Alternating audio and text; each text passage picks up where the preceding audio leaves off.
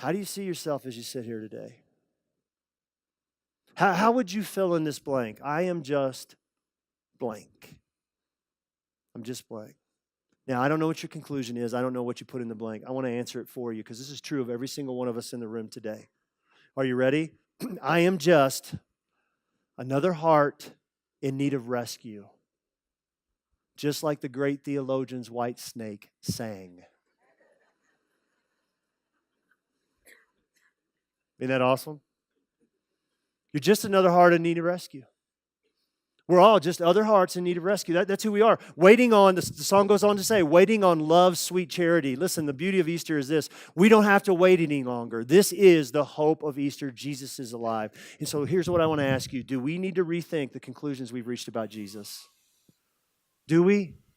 Do we need to rethink? I think we do. See, I've sat in the seat that Peter's sitting in heading into this first Easter.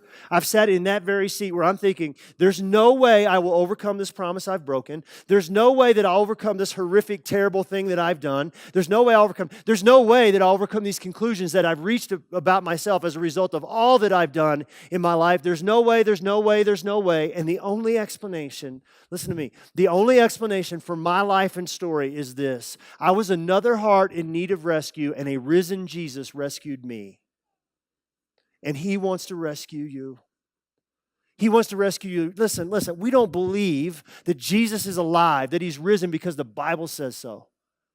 We don't. We don't believe it because the Bible says. We don't believe it because that's what good Christians are supposed to do. We believe this because there's some guys, some people who saw Him alive, who saw Him crucified, who saw Him alive again, and who wrote it down. They said, we got to write this down. And they wrote it down. And what gives them credibility with me is they also wrote this. We were cowards. When He was arrested, we ran away.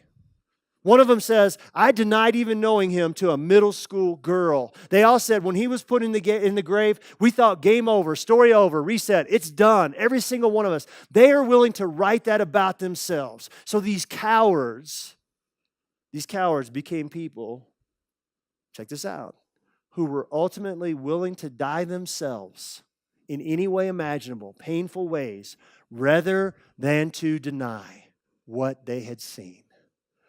Jesus is risen.